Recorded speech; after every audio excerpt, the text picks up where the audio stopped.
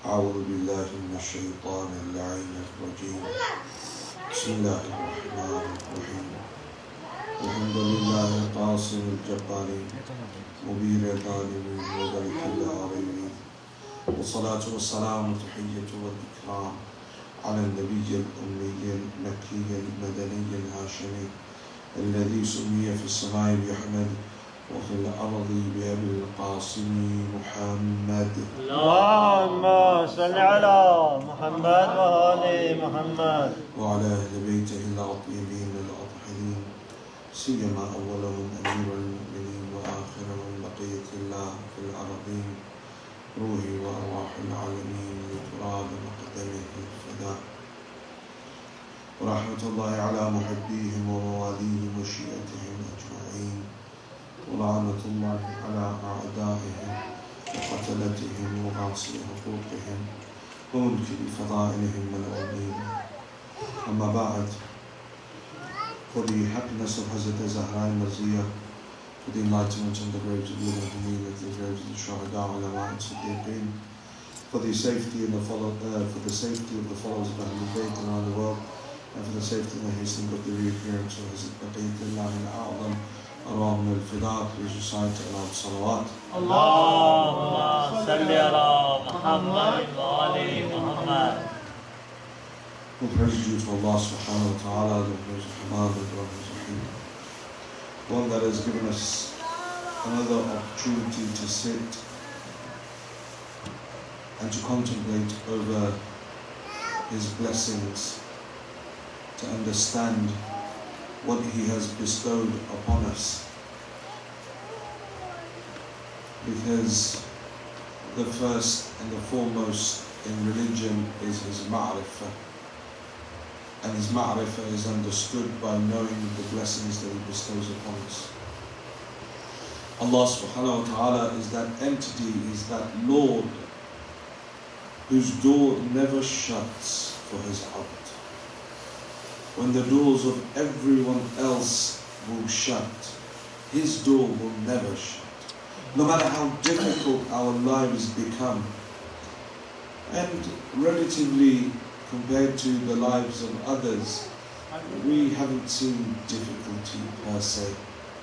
Then those followers of Ahlul Bayt that are living out of fear for their lives every single day, we haven't seen that relative difficulty. Our difficulties are very much related to first world problems. And after viewing the difficulties of others, one realizes how many blessings Allah has actually bestowed upon him or her. And it gives hope. And hope is one of these themes which I spoke about on maybe 3 or 4 nights ago, where the mu'min is constantly between these two states of khawf and raja, hope and fear. He's constantly between these two states. He's hopeful of Allah's mercy, but fearful of His punishment. And there is never at any point, the narration says, that the khawf overcomes him or the raja overcomes him. That the hope is more or the fear is more in his heart. They're constant. They are constantly there within his heart. And both of them work symbiotically. Both of them have a synergy between them, where they both are there, like almost like the yin and yang concept. That we have that both of them are there, both of them are equal, and they flow with each other in equal measure. But when one becomes too much, when one overcomes the other, then you start getting deviancies. That's when a person starts going towards deviance. When fear is too much, when the fear of Allah is too much, deviancy occurs in the sense of shak in my ibadat, and also that Allah subhanahu wa ta'ala will not forgive me, and I become despondent and I begin to despair. This is the deviancy of fear. The deviancy of hope is, as I said, we always say, Johnny Ali, whatever happens, Imam Ali's got my back and it will be fine. No, See, this hope can never overcome the fear. There has to be this constant, yes, I know that Allah says in the Holy Quran, believe, do good actions. And I have believed and I've done good actions, but I don't know whether they're good enough. This is that hope and raja. This is that khawf and raja, this constant movement. And this is something that it's very difficult to inculcate within our children, this concept of khawf and raja. Because we do one of two things. We either give them absolute khawf or we give them absolute raja. They don't have this concept of, I have to be, some are just like, yeah, I was born Shia, that's fine. It's enough for me. Constant. Or then there's so much khawf that there is nothing I can do that will make God happy, because I can't do anything that makes my parents happy. So then we lead them towards deviancy. And this idea of hope is there. This idea of fear is there. We'll look at hope and fear tomorrow, inshallah, in dua iftitah. How is it that it's brought forward in the dua? There's one part of the dua, after the supplicant has set up the request, you think that he's going to ask. But then he falls into this mindset of thinking again. And then when he thinks, فَكَمْ يَا إِلَهِ مِنْ قُرْبَةٍ قَدْ فَرَّجْتَهَا, how many difficulties have you dispelled from me? And then the supplicant, he thinks, and then he realizes that he's not worthy, so he falls into these bouts of praise, these sections of praise. Alhamdulillah alladhi yujibuni hina. He's like, he's calling and he's thanking Allah. Alhamdulillah alladhi tar'adu as-sama' wa subhanuha. Praise me to Allah. Constantly praising. And in one part is Alhamdulillah alladhi la yahtaku hijabu wa la yaghlaqu babu wa la yuraddu as-sa'ila wa la yukhayyibu amalu. Say, praise be to that Lord, that nothing is hidden by Him. Anything that He discloses isn't hidden by Him. There is no hijab between Him and His supplicant. La yahtaku hijabu. He hasn't put a hijab there. وَلَا يَغْلَقُ بَابُهُ. And no matter how much people try, they can't shut His door. His door is open. His door is constantly open. وَلَا يُرَدُّ السَّائِلُ. And no one is sent away from Him disappointed. And no one who comes to His door and asks is ever disappointed. وَلَا يُرَدُّ سَائِلَ وَلَا يُخَيِّبُ آمِلَ. And no one who looks at Him attentively is ever left hoping for more.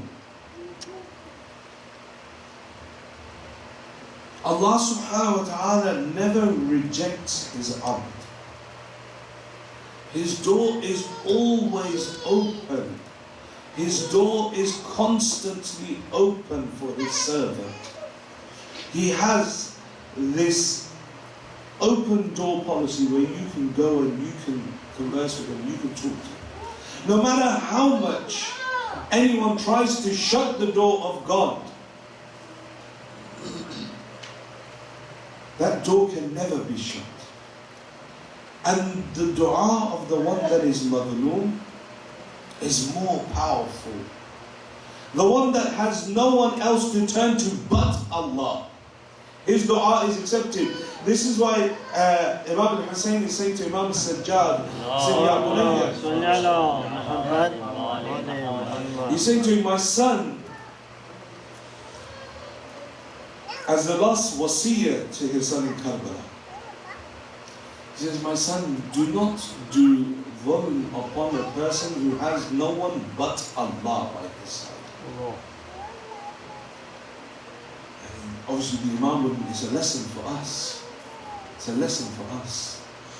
That do not do dhulm on the one that has no one but Allah by their side. How is it that we do them? The orphan, for example. We speak to them in a certain way. Or a traveller, for example. We speak to them in a certain way, or we make them feel in a certain way. They have no one but Allah by their side.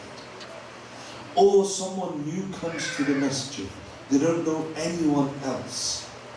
They're sitting alone and no one is going and talking to them. No one is conversing with them. At that moment, they are alone. They have no one but Allah subhanahu wa ta'ala by their side. They have no one by their side except for Allah subhanahu wa ta'ala. And so at that point, the dua that they do, because of the dhulm that they have faced, and this is dhulm. If someone new comes, and we are people that are regulars, and we don't say salam to them, we don't make them feel welcome, then we have done dhulm on them. We have been dhalim upon them.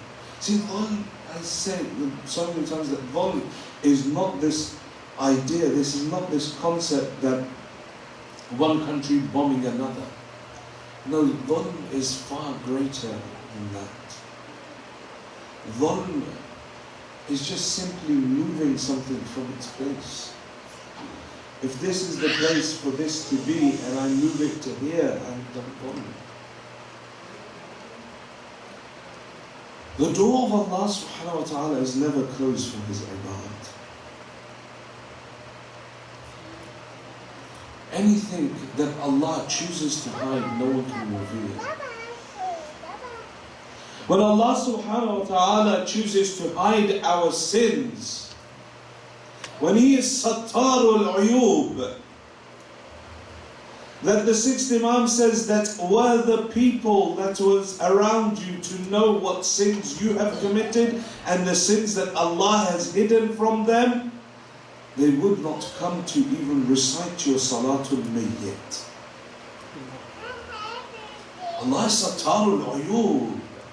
Says the first part is La yahtaku hijabu. That hijab that He has put, no one can tear it away. No one can tear it away. Unless we, of course, choose to expose ourselves. We choose to expose our sins. And we seem to have this sort of culture where we do something haram, we attend some sort of haram gathering, or we have some sort of haram gathering in our homes. And then what we do is we put the photos up on Facebook for all to see. Not only do we just expose our sin there, but we expose it to the world. We don't think of it in that context. We think that, maybe it doesn't apply to our modern lives. No, it does. We just don't think about it.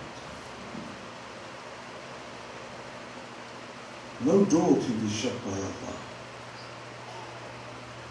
We claim very often to love Allah subhanahu wa ta'ala. We claim to trust in Him. We claim to hope in Him. And this is sometimes the ajab of the faithful. In ajab, in self-love, in self-conceit, we have the ajab of the faithful. Those people that have iman. See, the ajab of the faithless is different. That's, that self-conceit. But the ajab of the faithful, that is what applies to us. That's when I think that I, in some way, have done a favor to God, or I, in some way, am above the laws of God. Or I am exempt from certain words that are being said, certain nasiha that are being given. I have to go to centers where you see this, that, no, he's speaking in English, so kids go to the front. And then the elders sit on the back, having their conversations and speaking on their phones, or, no, I need to go and do this in the kitchen, or I need to go and do this. This isn't for me, this is for the kids. This is the ajab of the faithful. that I somehow, some way believe that I'm exempt from any sort of nasiha, from any sort of advice or any sort of development because I've reached a certain age. This is what leads to stagnation. This is why we do the same things every year, over and over and over and over. This is why every year when Shahr Ramadan comes, I take out the Quran, I blow the dust off it, and I start to read it. And I start to think, oh yeah, I wish I was reading it throughout the year. And then as every day goes, and as every juz is read, I begin to read more fluently. And then I think, oh, you know what? I'm getting quite good at this. I'm going to recite Quran more when Shahr Ramadan finishes. And then I begin to recite more and more and more. And then as the latter nights come, I think, you know what? I can do this. I'm finishing the whole juz within 45 minutes to an hour after Shahr Ramadan. I'm going to try and finish a juz every day as well. And I make this intention to do it. And then the day of Eid comes, forget reading the Quran, I don't wake up for Salat al-Fajr. And then I slip back. Because it's the ujab that gets me, I'm beyond this. I don't need to recite. I did one Khatm al-Quran in Ramadan. That's okay. I don't need to read it like the people. So this ujab that manifests in us, where we somehow think that, whatever is going on, it doesn't apply to me. I have hope in Allah, or I say it openly. No, yes, inshallah, tawakkal on Allah. No, we have it, well, I should say, inshallah, I've said it now. What can happen? We have tawakkul on Allah subhanahu wa ta'ala, our ulama, mashallah. We claim to have tawakkal ala Allah. So we open these TV channels, or we start running these various projects, and then put the adhab on the people.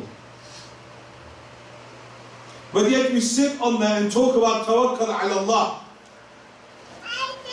But then every day I beg, I need 313 donors, I need 72,000, this much money. Baba, why do something if you want to go and start begging at the door of the people?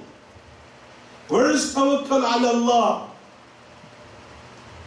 See, this is what we do. We set up these grandioso projects for ourselves. For nothing, not for the people, not for anyone. We claim that it's for the people. But none of it is for the people. It's for our own self. So people can say, that's well done. You did this.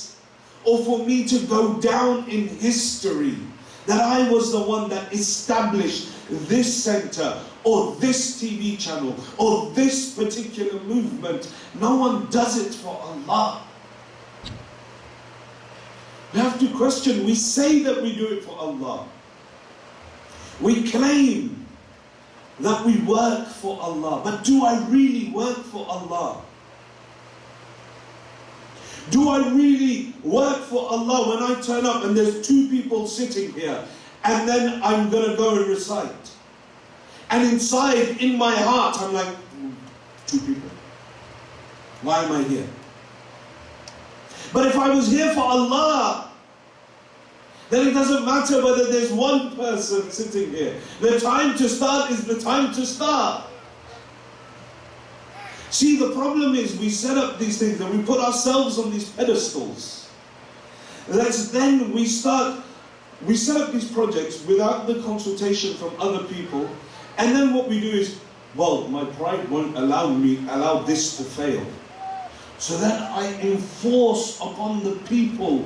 I guilt trip the people. Sometimes we even use the religion to guilt trip them. Now the imams have become nothing but marketing schemes for us.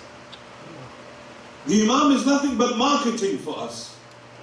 And the best marketing in the world, those that are in marketing will know, if you can strike an emotional chord with someone, if you can get them to buy in emotionally to what you're doing, then you have them hook, line and sinker.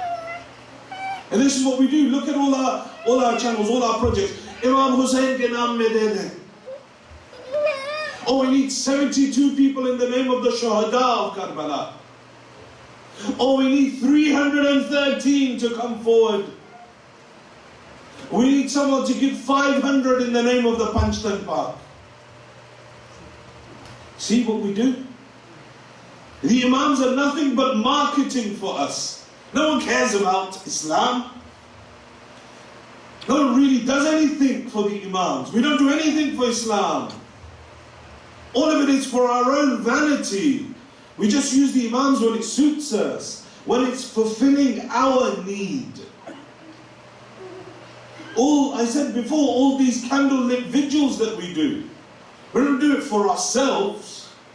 And so we don't do it for Islam, we do it for ourselves. Although we raise the banners of Islam, say no, Islam is peace, Islam it loves humanity. But we only do it because we think that we might be attacked. Otherwise, if we didn't, before any of these attacks happened, we'd be doing candlelit vigils for the oppressed around the world that aren't even Muslim. But we don't. And it's ujub that manifests in us, that we want, and we try and pretend, and we try and spin it like what we're doing is for the sake of the religion, but actually it's not. And you know, ujub can permeate into every aspect. Imam Khomeini was seen in the dream of one of the scholars, and they said to him, tell us how difficult or how easy is the akhirah for you? He said, it is so difficult. It is so difficult that even this hand that I raised and waved at the people, I was questioned, why did you raise it? What was your intention behind it? What was your intention behind raising? So now everything I do, I sit here and speak. I will be asked, what was your intention? I recite a qasida. What was your intention? Why did you beautify your voice in this way? Why did you elongate that word in that way? Was it to please the people or was it to please Allah? Why is it that you were volunteering in the masjid? You know, when we do something qurbatan ilallah, we don't complain then. Because our reward is not from Allah. Our reward is not from the people, it's from Allah. But the fact that we feel like we need to complain, that, oh, you know what, I had to do this, for so long. We complain. We do things in the name of Allah subhanahu wa ta'ala, and then, like I said, the azab goes on the people, because they have to hear me complain, they have to hear me ask for money, they have to hear me constantly, seek donations and stuff like this. But وَمَن يَتَوَكَّلْ عَلَى اللَّهِ فَهُوَ حَسْبُهُ. The one who has trust in Allah, it's enough for him. The one who has hope in Allah, it is enough for him. It's difficult. Ayatollah Mushtadi Tehrani would say to his students, he would say that don't ever ask for money. When you go out to do your tabligh, don't ever ask for money. You want money, then put down the musalla and recite 2 rakat salah and ask Allah. Don't even ask your parents for money. You are students of the religion. It will affect your tabligh if you go out and put your hands out in front of people. And then the Holy Quran also says it as well. In Surah Yasin, when it speaks about Habib Najjar, Habib Najjar comes running. وَجَاءَ مِنْ أَقْصَى الْمَدِينَةِ رَجُلٌ يَسْعَى قَالَ يَا قَوْمِ اتَّبِعُوا الْمُرْسَلِينَ. That a man comes running from outside the village and he shouts out that, oh my people, obey the Mursaleen, obey the prophets of God. They turn around and they begin to listen to what he says. اتَّبِعُوا مَنْ لَا يَسْأَلُكُمْ أَجْرًا. And ask from them, follow those people who do not ask from you a reward. Very clear Quran, we're willing to pay these thousands and $10,000s of dollars per lecture.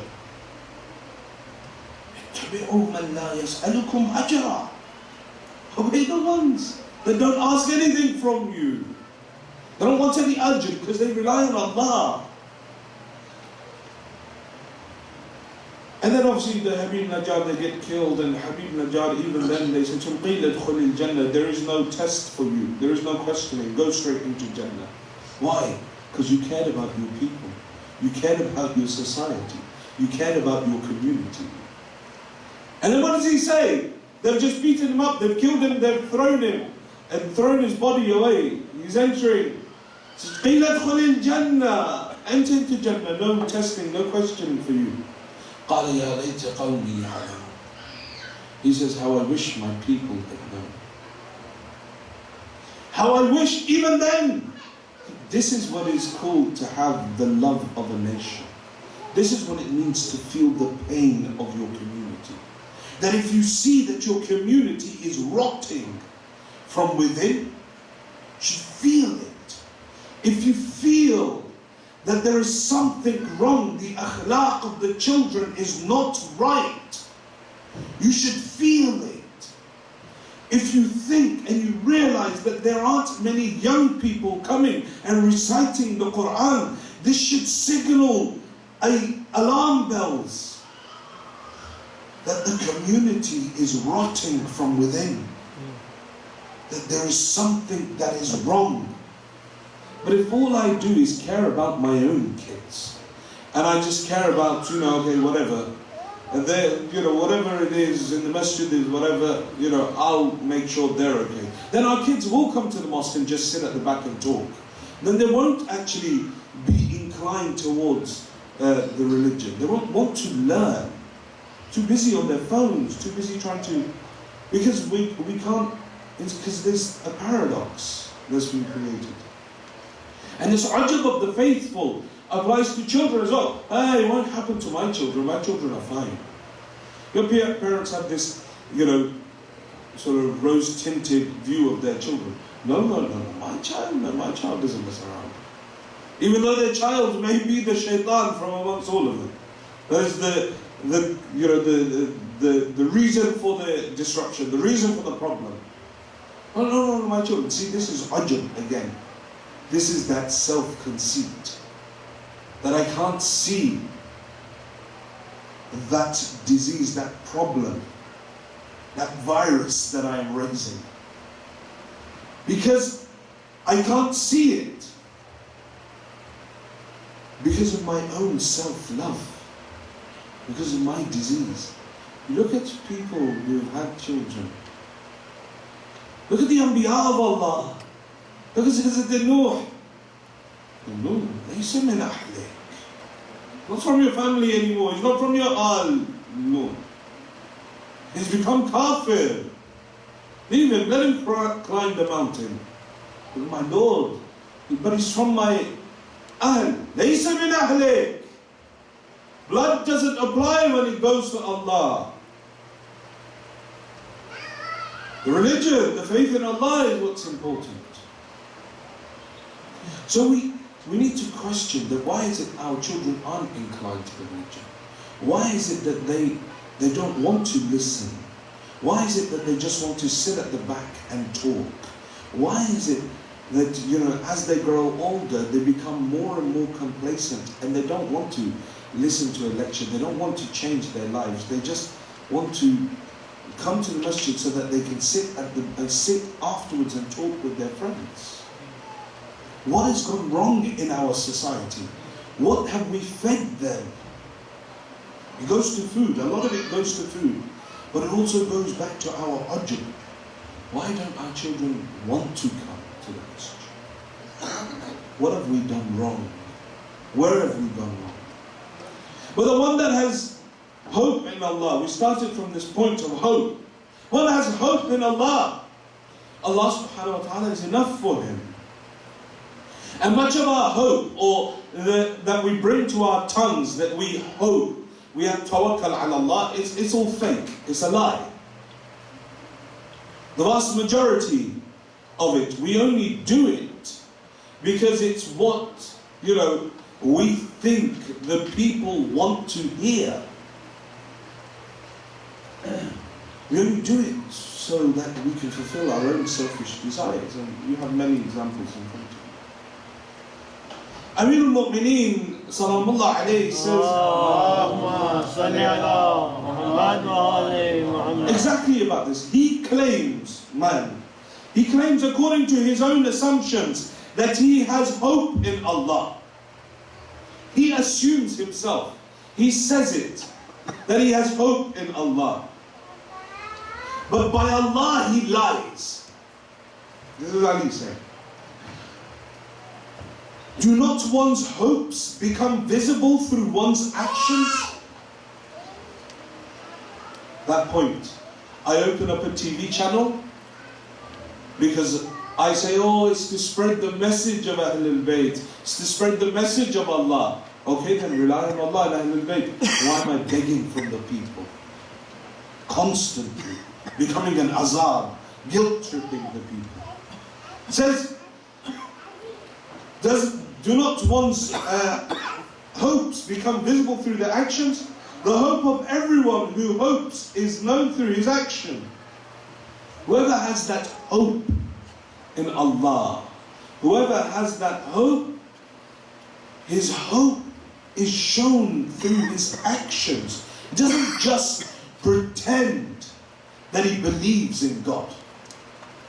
When he believes in God and embarks upon a project, then he doesn't look towards anyone else for help. Ilahi, you're doing it for your sake. Now what happens will happen.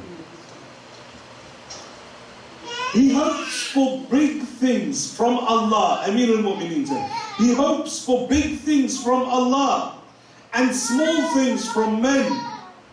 But he gives the men more consideration than he does Allah. I've left with what hope? I've started with what hope? That I will do something for Allah subhanahu wa ta'ala. But what do I rely on more? The people. Go back to the example of our TV channels. Go back to the example of our charities. That people start this charity and that charity. Okay, great, you've started a charity, so now what? Oh no, now I'm going to go to other people and ask them for their money. We do it. You see how much our charities waste. You see how many of these campaigns that there are, who is for saying the 10th day. £40,000 they wasted last year on posters, billboards. For what? For who? Does Imam al-Hussein require your posters? Or is Abi Abdullah far greater than that? We take, and then not even, just Imam Hussein. If it was the sayings of Abu Abdullah, then yes, okay. We're going to stick on Edward Gibbon, that no one knows who the hell Edward Gibbon is. We want to stick on Gandhi, a racist, a man who was perverse in his actions. We don't know these things because we don't have the basira. We don't read into the lives of the people who we use on our things to promote Imam Hussein. Read the writings of Gandhi in South Africa about the blacks. See what he says. Read about his perverse actions with minor children. That he claimed to be part of his asceticism. And then we use him to promote Islam. £40,000 these brothers had last year. They raised from their pompous gala dinner. And they used it for what? Billboards, buses. Sister, is this what the Imams came to us so that we could have vanity projects? £40,000 could run a homeless shelter for a whole year. You could feed hundreds of people in the name of Imam Hussein for a whole year. But no. We want vanity projects. See, all our concepts, these Jeshem programs and things that we have, they're all vanity projects. I've got this Fulan Sha'ir coming today, or this Qasida reciter coming today, or this Alim coming today, and we got this much of a crowd. No one does it for Ahlul Bayt. Everything is done for the sake of our own vanity. Analyze it. You might think I'm, going off on one end. I'm sounding crazy, but go home and think about it. That how many thousands of pounds are wasted on posters? For what? And then using the name of kuffar to promote them. The 8th Imam says that all you need to do is take our teachings to the people, leave the rest to us. The 11th Imam says if they knew, if the wider public knew what we have to say, they themselves, their hearts themselves would be inclined towards us. But we want to focus on sticking Gandhi on and, these other such characters. For what? For what aim? This is what Amir al-Mu'mineen is speaking about. That we hope for big things from Allah and small things from men. But we give more focus on the small people than we do on Allah.